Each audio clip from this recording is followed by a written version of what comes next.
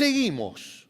Vamos a seguir despacito, vamos a arrancar despacio, porque venimos de otra cosa tan distinta que es difícil arrancar. Pero ayúdenme, vamos a arrancar despacio para volver a lo que estábamos haciendo todos estos domingos, que es hablar acerca de los milagros de Jesús. Los milagros de Jesús, todas esas cosas sobrenaturales que Jesús hizo durante sus 3 años de ministerio aquí en la tierra. Decíamos el domingo pasado que los milagros siempre tuvieron varios objetivos. Siempre iban 2 pájaros con la misma piedra, mínimo. Es increíble analizar los milagros de Jesús. Muchos de los milagros, o todos, querían mostrar el poder de Dios, darle gloria a Dios, por supuesto, pero también dar testimonio de que Él, Jesús, era Dios. Y mostrar también que había comenzado una nueva etapa, que ya habíamos dejado atrás la etapa de la ley, la etapa del castigo, la etapa de blanco y negro, no lo haces, el golpe, y que venía la etapa de la gracia, de la misericordia, donde Jesús perdonaba pecados, sanaba, aliviaba, restauraba, animaba. Una nueva etapa. Los milagros tenían como objetivo marcar ese cambio de la ley a la gracia. También tenían como objetivo entrenar a los discípulos, porque recuerden que Jesús tenía 3 años para entrenar al equipo que después iba a fundar la iglesia que hasta hoy existe, que han pasado 2000 años y nada la ha detenido. Él iba a ser el Señor de esa iglesia, pero llevarla a la práctica lo tenían que hacer esos 12 hombres que estaban con él caminando por 3 años, y él tenía que entrenarlos. Muchos milagros fueron para entrenar a sus discípulos. Parece mentira, pero a ver, ayúdenme con esto. Antes de que hablemos del milagro de hoy, vamos a hablar del primer milagro que Jesús realizó cuando comenzó su ministerio. Casi ni había empezado su ministerio. Es un poco de, ¿cómo diríamos?, de antecedentes para ubicarnos en estos milagros, entrenamiento que hacía Jesús. Y ustedes saben, quizás recuerdan que el primer milagro de Jesús fue convertir el agua en vino en unas bodas, en las bodas de Caná, una ciudad. Ustedes saben cómo fue esa historia, o si no lo saben o no lo recuerdan, les comento, aunque creo que lo predicó Miguel, el pastor Miguel predicó acerca de convertir el agua en vino y el impresionante milagro que era eso. Pero había una característica en este milagro, y se las cuento. Resulta que Jesús y sus discípulos habían sido invitados a unas bodas, y las bodas en el antiguo Israel duraban una semana seguida, donde se comía y se tomaba, pero hasta el agua de los floreros se tomaban. Y se había acabado el vino. O sea, en una boda de esas, que se acabe el vino, era una humillación, era una vergüenza. Los novios estaban desesperados. Y se ve que María era de las que ayudaban en la boda, porque siempre había mujeres del pueblo que organizaban la boda. Tendríamos que meternos en la cultura, pero se ve que María era parte de las que ayudaron a organizar la boda. Entonces, desesperada, cuando se enteró que faltaba vino, dice, ¿y ahora? No está Costco, no podemos ir a comprar. Entonces dice, a ver, acá está mi hijo, le voy a decir que haga algo. María no sabía qué iba a hacer, no tenía ni la más remota idea, pero va y se le acerca a Jesús y le dice, se acabó el vino y los novios van a pasar vergüenza. Todavía nadie sabe, pero se acabó el vino. Y Jesús le dice, no, pero yo todavía no empecé mi ministerio, no es mi momento. Y el Señor Jesús piensa un minuto y dice, pero yo puedo aprovechar este milagro para entrenar a mis discípulos que están acá. Fíjense que el Señor Jesús manda llenar todas las vasijas que estaban vacías que quizás eran las del vino que se había terminado, quizás no, las manda a llenar con agua y convierte el agua en vino. ¿Quién se enteró de eso? Nadie en la boda se enteró de ese milagro. La gente siguió tomando vino como si nada. Los novios ni se dieron cuenta. El maestro que servía, el camarero principal, se acercó al novio sin tener idea de lo que había pasado y todavía lo halagó y le dijo: te felicito, dejaste el mejor vino para el final. No sabía lo que había pasado. Nadie se enteró de ese milagro salvo los discípulos, porque ese milagro era para entrenar discípulos. Por supuesto, el Señor Jesús quiso ayudar a esos pobres novios que seguramente lo conocían para que no pasen vergüenza, y quiso respaldar a su madre María, que vino a pedirle que haga algo. Pero eso no fue el punto número uno. El punto número uno era entrenar a sus discípulos. Fíjense que en Juan 2:11 dice: esta señal milagrosa en Caná de Galilea, el Evangelio según San Juan, capítulo 2, verso 11, esta señal milagrosa en Caná de Galilea marcó la primera vez que Jesús reveló su gloria y sus discípulos creyeron en él. Hay milagros que son específicos para entrenarnos a nosotros. Que la gente, si no estuviera el Nuevo Testamento escrito por los mismos discípulos, nosotros jamás nos hubiéramos enterado por terceros de que Jesús había hecho este milagro. No era para la gente, era para entrenar a su equipo. Y el milagro con doble objetivo que vamos a ver hoy, rapidito, porque prometí hacerlo corto, no sé si voy a poder cumplir mi promesa, pero bueno, el segundo milagro que Jesús hace, que nadie se entera de ese milagro, solo los discípulos, porque era para ellos, y es hoy para nosotros, porque nosotros somos sus discípulos, somos el equipo de Jesús. Nosotros somos ahora esos 12 que estamos con Él. Y entonces este milagro, que es la alimentación de los 5.000, la Biblia lo titula así, la alimentación de los 5.000, que tampoco eran 5.000, ahora vamos a ver. Pero ese milagro, cuando Jesús multiplica la poca comida que había para que todos puedan comer, es otro de los milagros entrenamiento. Milagro entrenamiento. Por eso hoy no vamos a tener un mensaje, hoy vamos a tener un entrenamiento de liderazgo cristiano. Entrenamiento. Hoy vamos a hablar de liderazgo cristiano. Este milagro fue uno de los más importantes de todos los milagros que realizó Jesús. Fíjense que hay un detalle muy importante. Solo el milagro de la resurrección, o sea, cuando resucitó de los muertos, y este de la alimentación de los 5.000 son los únicos 2 milagros que están relatados por los 4 hombres que escribieron los 4 evangelios, o sea, las 4 historias vistas desde distintos ángulos de la vida de Jesús en la tierra durante 3 años. Que son, por supuesto, Mateo, Marcos, Lucas y Juan. Son los 3 llamados evangelistas. Ellos escribían lo que Jesús hacía. Solo la resurrección y este milagro fue escrito por los 4. Eso significa el impresionante impacto que tuvo sobre ellos, solo comparado al impacto producido por la resurrección.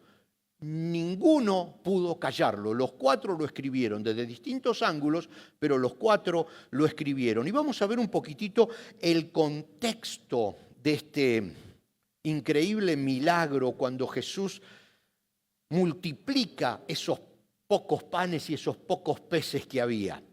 Resulta que hacía muy pocos días habían decapitado, habían asesinado, ejecutado al amigo de Jesús, Juan el Bautista, que no solo era su amigo, era su primo. Ustedes saben que eran primos Juan el Bautista y Jesús. Y lo habían matado, lo habían ejecutado en la cárcel. Entonces le vinieron a Jesús a darle esa noticia y a Jesús le cayó como un balde de agua fría. Fue algo Miren, miren que Marcos, capítulo 6 y versos 31, dice, entonces Jesús les dijo a los discípulos, vayámonos solos a un lugar tranquilo para descansar un rato, cuando él recibe esa noticia. Esa noticia lo sacude. Él estaba predicándole a las multitudes, como hacía siempre. Cuando recibe la noticia dice, muchachos, listo, paremos la pelota, salgamos de aquí, vamos a un lugar tranquilo, necesito estar solo, porque lo que había pasado era muy grave y él estaba muy sacudido por la noticia de que su amigo y su primo había muerto. Marcos luego sigue diciendo en su evangelio, en el 6, 32 al 34, así que salieron en la barca a un lugar tranquilo donde pudieran estar a solas, pero muchos los reconocieron y los vieron salir. Y gente de muchos pueblos corrió a lo largo de la orilla y llegó antes que ellos. Cuando Jesús salió de la barca, vio la gran multitud y tuvo compasión de ellos, porque eran como ovejas sin pastor. Entonces comenzó a enseñarles muchas cosas. Acá hay algo que no tiene nada que ver con la enseñanza de hoy. Es otra enseñanza, pero no la puedo dejar pasar. Discúlpenme, no puedo. Pero resulta que pongámonos en la piel, en los zapatos de Jesús. Él decide dejar la gente, dejar las multitudes, irse a un lugar solo con sus discípulos, muy probablemente a llorar tranquilo, si se pudiera usar la palabra llorar tranquilo, la muerte de su amigo. Pero la gente desesperada por escucharlo y por recibir sanidad o una palabra de ánimo de parte de Jesús, empezó, dice, allá está, y empezaron a correr, y dice la Biblia que corrían por el borde del lago, familias enteras, imagínense, niños, enfermos, viejitos, no había médicos, el que estaba enfermo estaba desahuciado, la única esperanza era Jesús, corrían por todos lados para llegar a donde Jesús bajaba de la barca, era un lago, llegaron antes que él. O sea, imagínense la desesperación de la gente. Dice que cuando Jesús los vio, vio esa desesperación en la gente, y aunque él estaba muy cansado, muy agotado, muy dolido, dejó todo su dolor de lado para atender a esa gente. Y esta es una enseñanza también, no es la principal, pero cuando yo estaba estudiando este pasaje dije, ¿cuántos de nosotros a veces decimos estoy muerto, necesito vacaciones, estoy cansado? Y ese cansancio nuestro, que es real, hace que cerremos los ojos al cansancio de todos los demás. Y a veces puede haber gente a nuestro lado que está lastimada y no la vemos porque estamos cansados y nos tenemos que ir a descansar. Y se terminó. Y bueno, me voy de vacaciones y que nadie me moleste. Apago el teléfono y no me importa si se muere alguien porque estoy cansado. A veces hacemos eso con distintos niveles, a veces no tanto. Pero a veces hacemos eso. Decimos, bueno, voy a apagar el teléfono porque tengo que descansar, porque estoy turbado, tuve un problema. Apagamos el teléfono, significa no me importa nada de nadie, primero estoy yo. Y Jesús dijo, no, dejo el teléfono prendido. Y recibió la noticia de toda esa gente que estaba triste y que estaba mal y que estaba enferma y decidió dejar de lado todo su dolor para atender a esa gente. Pero claro, como les digo, ese no es el mensaje que hoy, en el mensaje que hoy queremos enfocarnos. Jesús vio a esa multitud y dijo, tuvo compasión de ellos porque estaban como ovejas sin pastor. O sea, estaban corriendo sin sentido. Oveja sin pastor significa que no tiene norte. Oveja sin pastor es que va corriendo detrás de lo primero que le sale porque no sabe a dónde ir.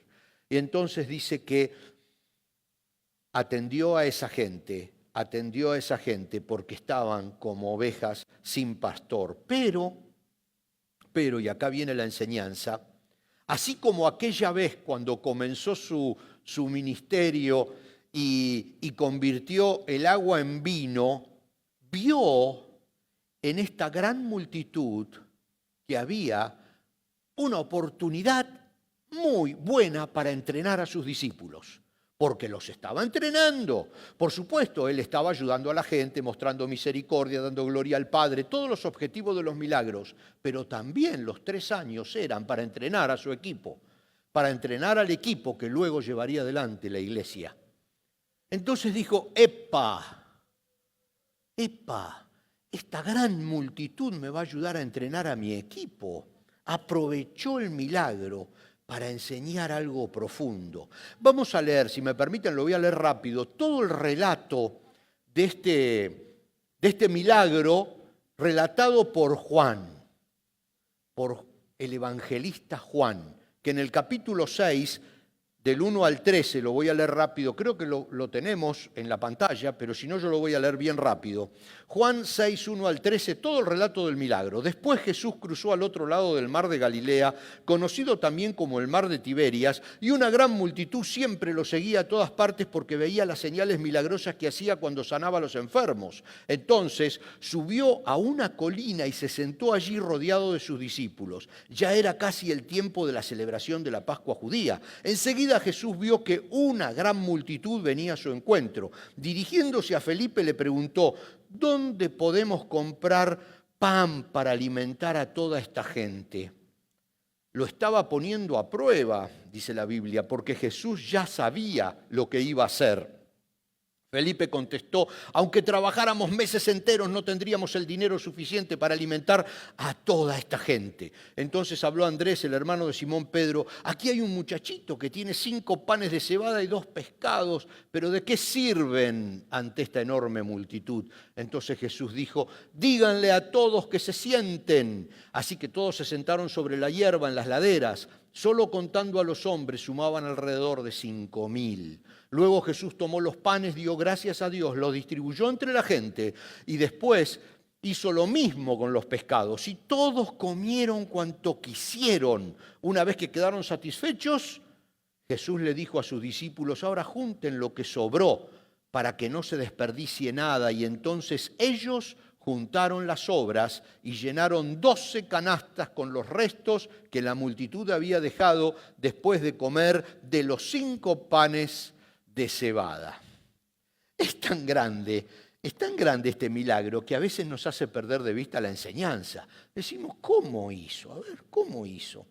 Nos dice Juan, entonces Jesús subió a una colina y se sentó allí rodeado de sus discípulos. Nosotros completamos con lo que los otros evangelistas escribieron. Hizo esto después de enseñarles, como dice Marco. Primero salió a enseñarles y después subió con sus discípulos a la colina porque él quería estar solo. Y ve que la gente no se va. Entonces le dice a Felipe, ¿dónde podemos comprar pan para alimentar a toda esta gente? Que sigue ahí abajo, que no se va. Y ahí Jesús dice, epa, esto lo voy a usar. Le pregunta a uno de sus discípulos, Felipe, ¿dónde podemos comprar pan para alimentar a esta gente? Fíjense esas típicas preguntas del líder que ya sabe lo que hay que hacer, pero pregunta igual para ir entrenando, ¿no? Oye, Felipe, ¿cómo resolverías tú este problema? Ahora lo hacen en las grandes compañías, ¿no? Entonces dice que la Biblia dice que Felipe contestó, lo acabamos de leer, aunque trabajáramos meses enteros no tendríamos el dinero suficiente para alimentar a toda esta gente. ¿Por qué? Porque Felipe vio el problema desde su necesidad. No tenemos dinero para hacerlo. No tengo, no hay forma. Hay miles de personas y deberíamos trabajar meses, andá a saber cuánto tiempo para pagarle. Vio todo desde su necesidad. Lógico, pero errado. Entonces ahí interviene otro de los discípulos. Dice la Biblia, lo que acabamos de leer, entonces habló Andrés, el hermano de Simón Pedro, y dice, aquí hay un muchachito que tiene 5 panes de cebada y 2 pescados. Y ahí Andrés fue un paso más allá. Estuvo un poquitito más inteligente. Buscó cómo solucionar el problema. Felipe dijo, no puedo. Desde su incapacidad, no puedo. No se puede, punto, no se puede. Y dio argumentos. Tendríamos que, y no se puede, es imposible. En vez, Andrés vio el problema desde sus fuerzas. Y dijo, a ver, lo que tengo es esto. Inmediatamente reacciona y dice, pero ¿de qué sirven ante esta enorme multitud? Lo leímos, pero Andrés dijo, está bien, tenemos estos pescados y estos, pero ¿de qué sirven ante esta enorme multitud? O sea, vio desde sus fuerzas. Uno desde su necesidad y el otro desde sus fuerzas. Ninguno lo podía solucionar y aquí empieza la gran clase práctica de Jesús a nosotros hoy. ¿Qué dice Jesús? Ahora díganles a todos que se sienten. Jesús dijo, es lo que leímos recién, todo sobre Juan, díganles a todos que se sienten. Así que todos se sentaron sobre la hierba en las laderas. Solo contando a los hombres sumaban alrededor de 5.000, dice la Biblia. Y vamos a ver. Vamos a ver. Vamos a parar la pelota. Díganles a todos que se sienten. Los tenemos que contar. Porque hasta ahora lo único que escuchamos es que era mucha gente o una gran multitud, pero no sabemos cuántos son. Entonces Jesús dice que se sienten en grupos. ¿Por qué? Los vamos a contar y no quiero gente caminando que nos confunda. No quiero que contemos 2 veces a una persona porque está acá y después está allá y la volvemos a contar de nuevo. Que se sienten, que estén quietos. Vamos a contarlos. Vamos a contarlos ¿por qué? Porque si no sabemos cuántos son, no podemos evaluar el problema real. Tampoco podemos evaluar la solución y mucho menos el resultado si no conocemos el verdadero problema. Los gigantes siempre asustan y las multitudes siempre parecen más de lo que son. Lo primero que Jesús está enseñando es que tenemos que descubrir la magnitud del problema que tenemos realmente. Los problemas se ven más grandes a la noche que a la mañana. Muchas veces nosotros pasamos por problemas que creemos que son insalvables y lo identificamos como insalvable y son insalvables. No. Detengámonos, analicemos por qué es insalvable, por qué pensamos que no se puede, qué es lo que tenemos para solucionarlo, dónde está el gigante, ¿realmente es muy grande o estamos mirando la sombra de un enano? Hay que tener cuidado, porque muchas veces la sombra del enano nos confunde y pensamos que es un gigante. Entonces Jesús dice, vamos a contarlos. ¿Qué resultó de contar esas 5.000 hombres, que había como 15.000 personas, porque no contaban a las mujeres ni a los niños? Así que suponiendo que había una mujer por cada hombre, que no creo, había más mujeres que hombres, y suponiendo que había un niño por cada hombre, que no creo, porque había siempre muchos chicos, vamos a suponer que había 15.000. 15.000. Entonces vamos a ver el problema desde un ángulo, el humano, ¿no? ¿Qué tenemos? Tenemos 5 panes de cebada y tenemos 2 pescados. Por otro lado, ¿qué tenemos? 15.000 personas con hambre. ¿Qué necesitamos? Y bueno, a 2 panes por persona, porque eran unos panes chiquititos y los pescaditos que había se calculan que son unos pescaditos que con uno por persona puede andar. Estamos hablando de 30.000 panes y 15.000 peces. ¿Saben cuánto ocupa eso aproximadamente? 2 camiones de esos semirremolques de 18 ruedas, esos containers de 45 pies, repleto de panes y pescados. Se necesitan más o menos para alimentar a 15.000 personas. Entonces tenemos unos panes, unos peces, y necesitamos 2 camiones gigantescos cargados a tope de... Ahí está, ese es el problema. Pero luego vamos a ver el problema desde el ángulo de Dios. Leemos, aquí hay un muchacho que tiene 5 panes de cebada y 2 pescados. Entonces, ¿qué hizo Jesús?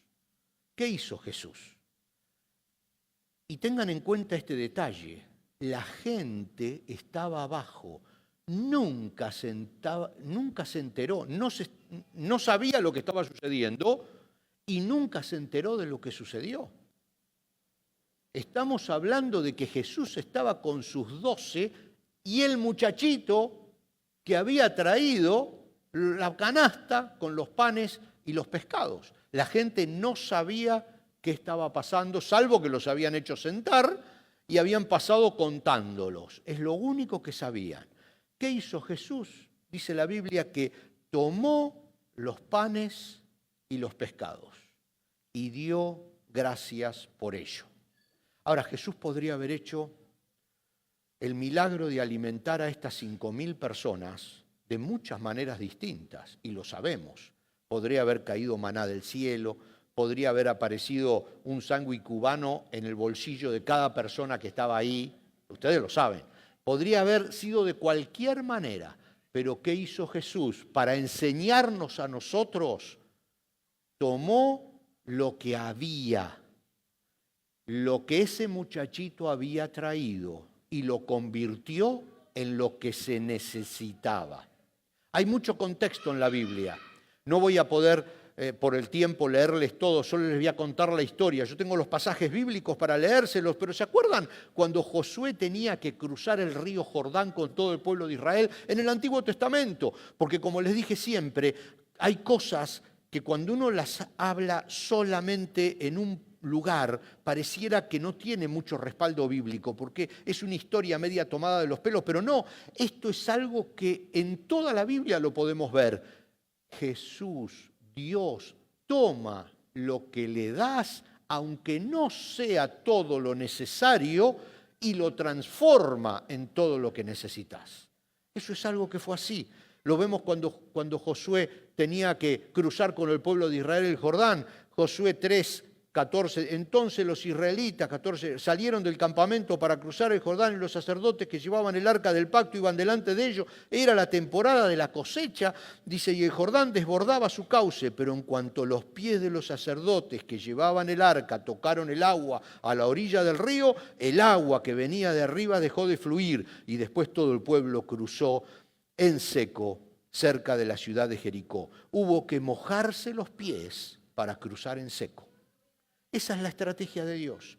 Toma lo poco que tenemos, aunque no sea todo lo que necesitamos, pero lo poco que tenemos, y lo convierte cuando se lo damos en todo lo que necesitamos. Lo poco que tenemos en todo lo que necesitamos. Es la historia en toda la Biblia. También vemos cuando había que destruir las murallas de Jericó, cuando el pueblo de Israel avanzaba para destruir las murallas de Jericó. Imposible destruir esas murallas.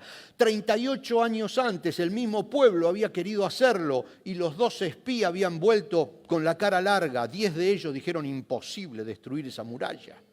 Se habían encontrado con la misma muralla 38 años antes, y ahora estaban ahí, y Dios le dice a Josué, empiecen a dar vueltas alrededor de la muralla cantando 7 días. La locura. ¿Qué es lo que tienen? Nada. Dice, venimos caminando por el desierto. ¿Caminan? Sí, bueno, caminen. ¿Y qué hacen mientras caminan? Y tocamos la trompeta. Y toquen la trompeta, muchachos. Hagan lo que tienen. Hagan lo que pueden. Y los mandó 7 días a dar vuelta alrededor de las murallas. Yo me imagino a los de Jericó, los habitantes de Jericó arriba de las murallas, el primer día estaban diciendo, ¿estos locos qué están haciendo? Están caminando alrededor de la muralla. Al segundo día dice, otra vez, mirá, otra vez, se harían selfie, otra vez están caminando. Imagínense al tercer día ya se empezaron a reír, al cuarto día le tirarían fruta, no sé, se mataban de risa, ¿por qué están haciendo estos tarados?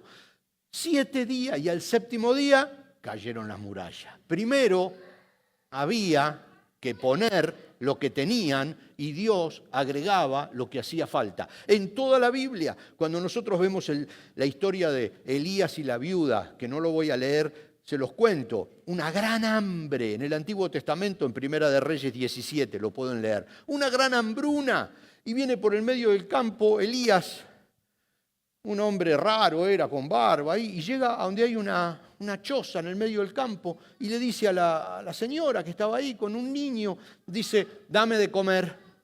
Y la señora le dice, mira, yo tengo pan y harina para hacer 2 tortas, es lo único que tengo, así que íbamos a hacer eso, y después ya nos íbamos a dejar morir porque no tenemos nada. Era una hambruna que estaba matando un montón de gente, y el profeta le dice, perfecto, hacelas para mí y después vemos.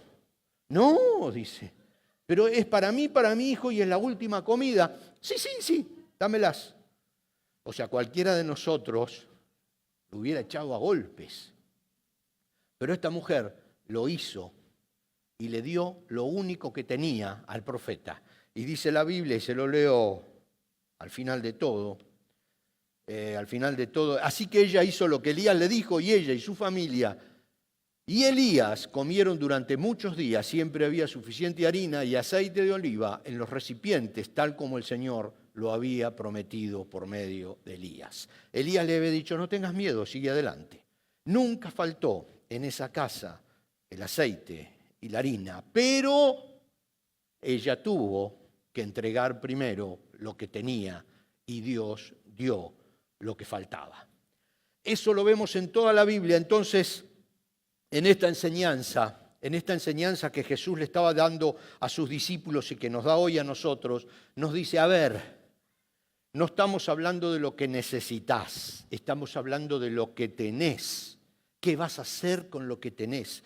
¿Tenés 5 panes y 2 peces? ¿Tenés que mojarte los pies? ¿Qué en una situación complicada? ¿Tenés que tener fe como la viuda? ¿O tenés que hacer un esfuerzo que sabés que no va a llegar a ningún lado, como dar 7 vueltas alrededor de la ciudad? ¿Qué es lo que tenés? La enseñanza para ese grupo es darle a Dios lo que tenés y Él lo va a multiplicar y convertir en lo que necesitas.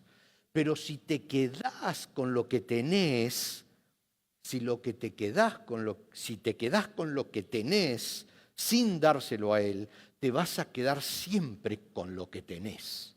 Nada más. Y te vas a quedar con lo que tenés, pero nunca vas a lograr lo que necesitas. Entonces, ¿cuál sería a veces, cuando pienso en este milagro, digo, el Señor Jesús hizo muchos milagros muy grandes, pero la verdad que convertir esos pancitos y esos peces para que coma toda esa multitud no tiene una explicación. Los milagros nunca tienen una explicación lógica, pero a veces se las encontramos. Pero a este milagro no le podemos encontrar una explicación lógica. La gente vio que alguien llegaba con panes y pescados y comieron. No les importó a la gente de dónde habían salido los panes y de dónde habían salido los pescados. La gente comió y se fue y se terminó. El milagro, ellos comieron, sí, por eso digo 2 pájaros de un tiro, pero el milagro era para darles de comer a ellos, pero era para entrenarnos a nosotros en que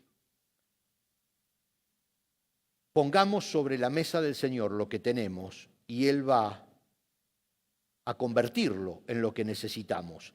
No, a veces, cuando uno ve en el Antiguo Testamento, ve que hubo milagros de distintas naturalezas. Ve y mira dentro de la alacena, le podría haber dicho Elías a la viuda, ve y mira dentro de la alacena que ya está llena de harina y llena de aceite, no te preocupes. O espera que pare de correr el río Jordán y después cruzamos. No, le dijo, mójense los pies primero. Y podría haberles dicho al pueblo de Israel, muchachos, siéntense todos acá, esperen 7 días, las murallas se van a caer. Cuando las murallas caigan, ustedes corren y toman la ciudad. No les dijo eso. Les dijo, empiecen a dar vuelta alrededor.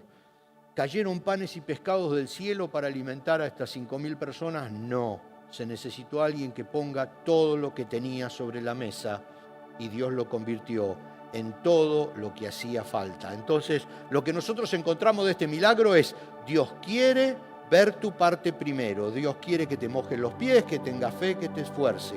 No quiere que lo puedas hacer, quiere que lo quieras hacer y que le des lo que tienes a Él.